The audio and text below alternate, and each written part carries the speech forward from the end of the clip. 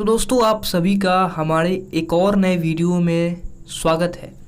यहाँ पे हम इस वीडियो में बात करेंगे आपसे रिफ्रैक्शन ऑफ लाइट के बारे में। इसके पिछले वाले वीडियो में हम लोगों ने कुछ इंट्रोडक्शन देखा था। रिफ्रैक्शन ऑफ लाइट क्या होते हैं, किस प्रकार की ये घटना है, और इससे पहले वाले कई वीडियो में हम लोगों ने प्रकाश के परावर्तन यानी कि रिफ्लेक्शन ऑफ लाइट को पढ़ लिया है। जो लोग बिहार बोर्ड के छात्र हैं उनको एक सूचना देना चाहूँगा कि आप इस चैनल को ज्वाइन कर सकते हैं सब्सक्राइब करके, बिल्कुल फ्री है। और यहाँ पर आपको हर टॉपिक का वीडियो देखने को मिलेगा और किस प्रकार की आपकी तैयारी होनी चाहिए, कैसे आपको तैयारी करना है, ये चैनल आपको सिखाएगा और इनफैक्ट आपको कराएगा भी।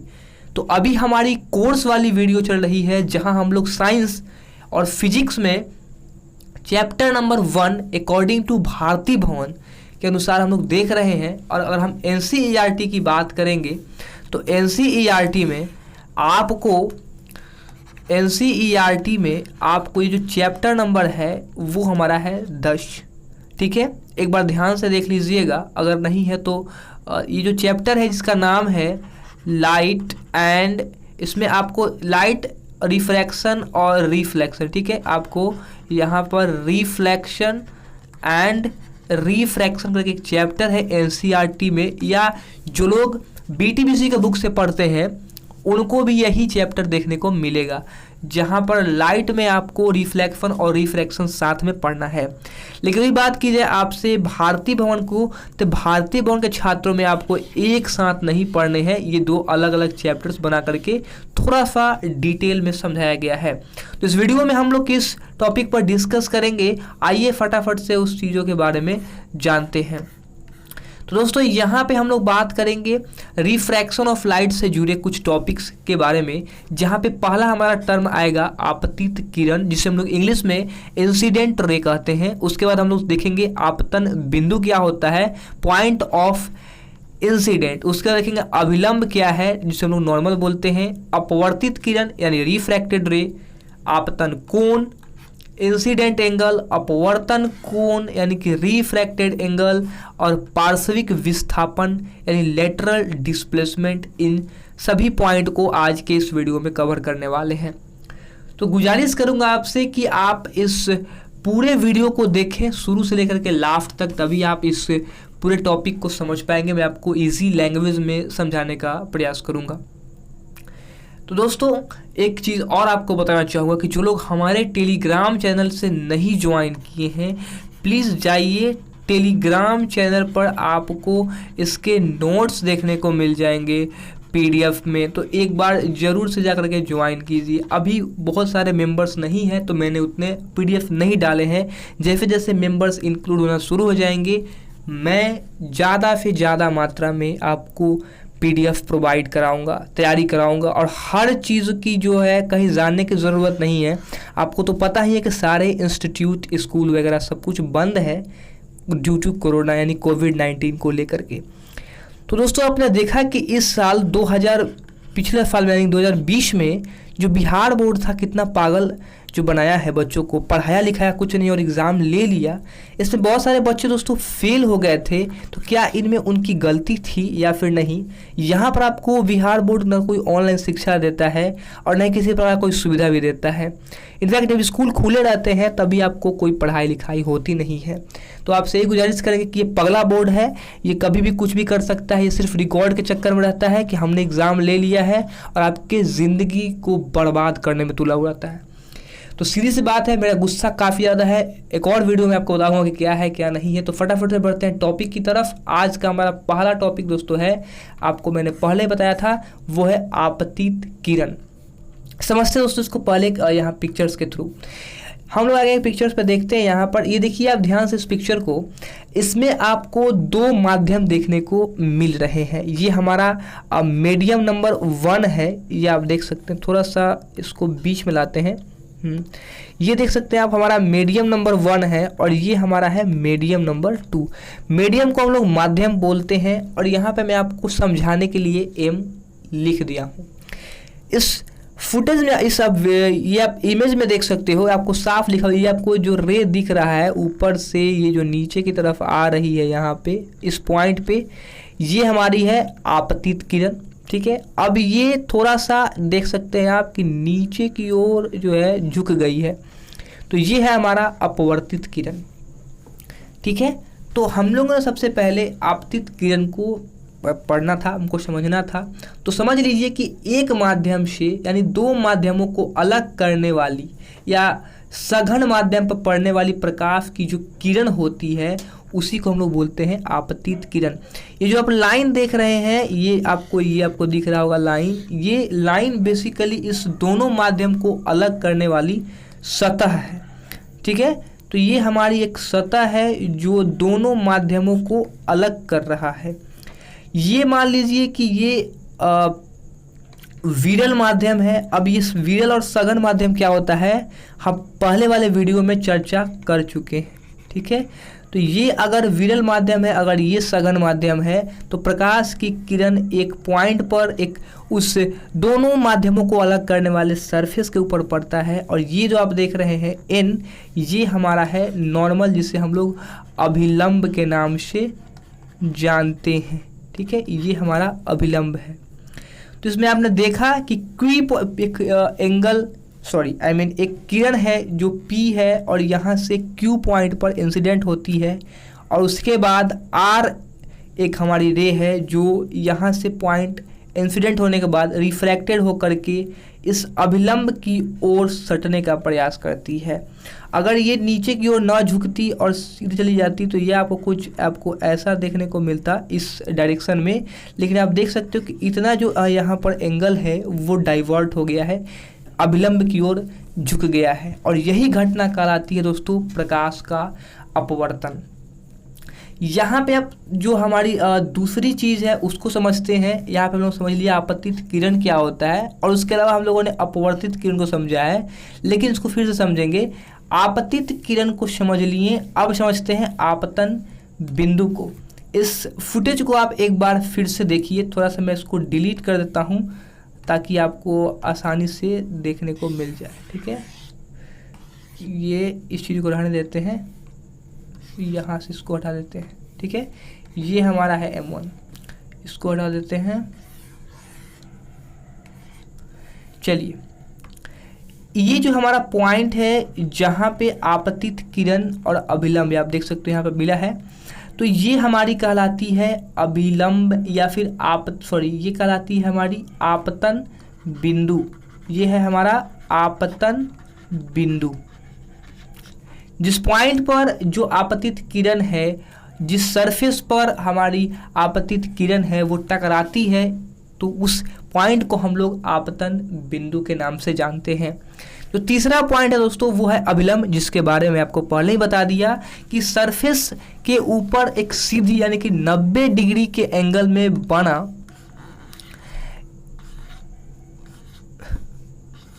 90 डिग्री के एंगल में ये जो आप लाइन खींचते हैं ये हमारा कहलाता है अभिलंब। ठीक है, इसे हम लोग ऐसे बोल सकते हैं कि सतह के किसी बिंदु पर खींचे गए लंब उस बिंदु पर अभिलंब कहते हैं, उस बिंदु को अभिलंब हम लोग कहते हैं। अपवर्तित किरण के बारे में दोस्तों मैंने आपको बता दिया कि अपवर्तित किरण यानी कि जब जिस पॉइंट पे ये इंसिडेंट होगा उसके बाद ये जो है जब सघन माध्यम में जाएगा या फिर एक माध्यम से दूसरे माध्यम में जब प्रवेश करेगा तो इसका डाइवर्ट या मतलब इसकी दिशा जो है वो बदल जाएगी। तो इस कंडीशन में आप देख सकते हो कि ये अलग दिशा में आ गई है और ये रेखा हमारी कहलाती है अपवर्तित किरण। ये किरण हमारी कहलाती है अपवर्तित किरण। अब समझते हैं दोस्तों आपतन कोण क्या होता है और अपवर्तन कोण क्या होता है। इस सभी चीज़ों को सबसे पहले हम लोग डिलीट कर देते हैं। ठीक है, अब समझते हैं। पिछले वाले जब हम लोगों ने प्रकाश का परावर्तन पढ़ा था तो उसमें हम लोगों ने देखा था कि जब प्रकाश की जो किरण है किसी सतह पे टकराती है आकर के, ठीक है, तो वो उसी माध्यम में लौट जाती है। और वहाँ पे हम लोग देखा था कि एक अभिलंब जो है, एक अभिलंब वहाँ पे डाला गया था उस सेंटर पॉइंट से, और वो हमें बताता था कि ये कितनी डिग्री एंगल से जो है पास की है। यानी कि अब आपतन कोण जो था वो आपतित किरण और अभिलंब के बीच बनने वाला कोण था, और परावर्तन जो कोण था वो परावर्तित किरण और इस अभिलंब के बीच के बनने वाला कोण था। इसे हम लोग आर से, इसे आई से हम लोग डिनोट करते थे। ठीक उसी प्रकार से इस आप फुटेज में, आप इस इमेज में देख सकते हैं कि आपतन कोण जो है वो अभिलंब और आपतित किरण के बीच का बना कोण हमारा आपतन कोण कहलाता है। ठीक उसी प्रकार से अपवर्तन कोण, ये यहाँ पे परावर्तन कोण नहीं है, यहाँ पे अपवर्तन कोण या अपवर्तित कोण जो जिसको हम बोलेंगे रिफ्रैक्टेड एंगल, वो हमारा कहलाएगा अपवर्तित किरण और अभिलंब के बीच का कोण। तो ये दोस्तों हो गई बातें जहाँ पे हम लोगों ने देखा आपतन बिंदु, आपतित किरण, अभिलंब, अपवर्तित किरण, आपतन कोण, ठीक है, और अपवर्तन कोण।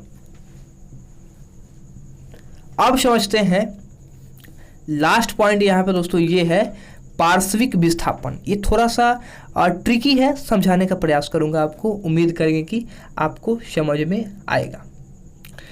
देखिए दोस्तों, यहाँ पे अगर मैं आपसे बात करूँ इस इमेज की, अगर पार्श्विक विस्थापन पर जाने से पहले यहाँ पे इस इमेज को देखें तो यहाँ से भी कुछ चीज़ों को हम निष्कर्ष देख सकते हैं और कुछ चीज़ों को समझ सकते हैं।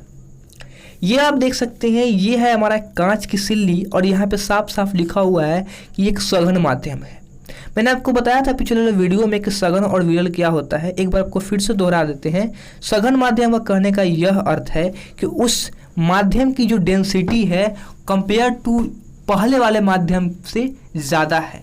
यानी आप एग्जैक्ट रख सकते हैं कि ये जो हमारा विरल माध्यम है ये वायु है और ये है हमारा कांच। तो जाहिर सी बात है कि वायु की जो डेंसिटी होगी यानी जो घनत्व होगा वो क्या होगा, कम होगा। सॉरी, कांच की जो सिल्ली होगा वो उसका घनत्व वायु कंपेयर में ज़्यादा होगा और इसकी जो घनत्व है वो इसके कंपेयर में कम होगा। तो हम कह सकते हैं कि कांच एक सघन माध्यम है और वायु हमारा एक विरल माध्यम। ठीक है, समझ में आ गया। चलिए अब समझते हैं यहाँ पे कुछ और चीज़ को, जैसे कि देखिए जब प्रकाश की किरण इस कांच के स्लेब से जाकर के जब सरफेस से टकराई तो आप यहाँ पे एक अभिलंब को हम लोगों ने क्रिएट कर लिया कि यहाँ से ये हमारी हो गई आपतित किरण। ठीक है, आपतित किरण, और ये जाकर के कहाँ टकराई, बिंदु Q पर टकराई है। उसके बाद ये रिफ्रैक्टेड होकर के निकलना चाहती है बाहर, निकलेगी ही निकलेगी, क्योंकि कांच की सिल्ली है और पूरी सिल्ली है नहीं, थोड़ी सी है। तो यहाँ से विचलित होती हुई यहाँ तक आई, इस पॉइंट से आई। अब यहाँ पे आप देख सकते हो कि यहाँ पे पहले वायु माध्यम था, तो जहाँ से वायु माध्यम से टकराया किरण और किरण की दिशा बदली, किरण यहाँ से बेंड हो गया। अब वो माध्यम जो है वो सघन हो गया है। अब सघन माध्यम को लेकर के ये किरण अभिलंब की ओर झुक गई है। लेकिन जैसे ही माध्यम इस वाले वायु में वापस से आया, ये भी जो है वायु ही है, तो ये आप देख सकते हैं कि अब पुनः अपने पहले वाले ये जो हमारा एंगल था उसमें आ गया है, मतलब उस पहले वाले पाथ को इसने पकड़ लिया है। ठीक है, अब ये देख सकते हो कि पहले अगर ये वाला एंगल, ये वाला जो किरण था अगर जाता तो ये कुछ इस टाइप से निकलता, यानी कि ऐसे ऐसे होते हुए। मैं आपको यहाँ पर एक लाइंस के थ्रू दिखाना चाहूँगा। चलिए आपको दिखाते हैं लाइंस के थ्रू। ये कुछ इस टाइप से इस डायरेक्शन में निकलता। ठीक है, थोड़ा सा रंगीन कर लेते हैं इसको ताकि आपको दिखे प्रॉपर। ठीक, चलिए ये है, यहाँ से जो है इस डायरेक्शन में निकलता। अब आप ध्यान से देखिए कि डायरेक्शन इसका सेम है, ये भी डायरेक्शन सेम है, ये भी डायरेक्शन सेम है, लेकिन इसके बीच में एक दूरी आ गई है दोस्तों। ठीक है, यही दूरी दोस्तों कहलाती है हमारी पार्श्विक विस्थापन। समझ में आ गया आपको। एक और पिक्चर मैं आपको दिखाऊंगा जिसको आपको देखने के बाद एकदम क्लियर हो जाएगा कि क्या है।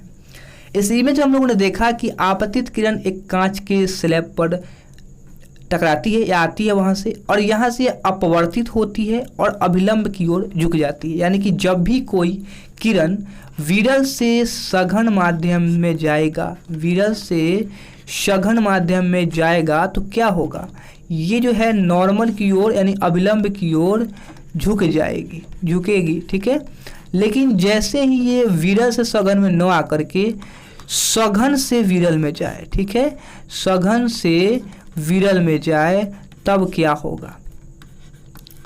तब ये होगा दोस्तों कि ये नॉर्मल से जो है वो दूर जाएगी, ठीक है, नॉर्मल से दूर जाएगी। इस चीज़ को आप ध्यान रखिए। अब आपने यहाँ देखा कि यहाँ पे जो नॉर्मल था, इससे ये जो हमारा एंगल बन रहा था ये काफ़ी कम था कंपेयर टू आई, यानी कि इंसिडेंट रेक है।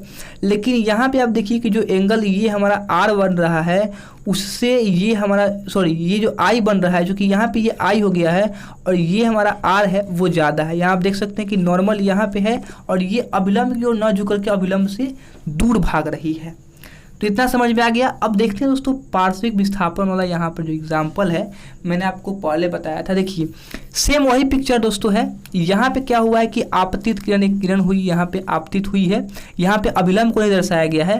किरण यहाँ से आई, ये आपकी किरण यहाँ से आई, यहाँ पे आकर के ये बेंड हो गई, ठीक है, बेंड हो गई। तो आप देख सकते हैं कि इस पोजीशन पे यहाँ पे एक लाइन ड्रॉ किया गया है, लेकिन ये जो किरण है ये इसी डायरेक्शन में जाना चाहती थी, मतलब ऐसे ही निकल जाती। ठीक ये किरण यहाँ से इस आर वाले पॉइंट पर टकराई और उसके बाद ये निर्गत हो गई है। यहाँ पे भी अगर आप अभिलंब की ओर बनाएंगे तो ये अभिलंब से दूर जा रही है, ठीक है, और ये कुछ इस टाइप से निकली है और इसको हम लोग पीछे ले गए इस टाइप में। तो आप देख सकते हैं कि दोनों के बीच में एक डिस्टेंस आ गया है, लेकिन आप ये दोनों किरण एक दूसरे के समानांतर है। किरण एक ही है लेकिन दिशा आप देख सकते हैं कि समानांतर है। ये एक इंस्टेंट विस्थापन है जिसे हम लोग पार्श्विक विस्थापन के नाम से जानते हैं। तो दोस्तों उम्मीद करेंगे कि आज की जो हमारी वीडियो थी आपको समझ में आ गई होगी।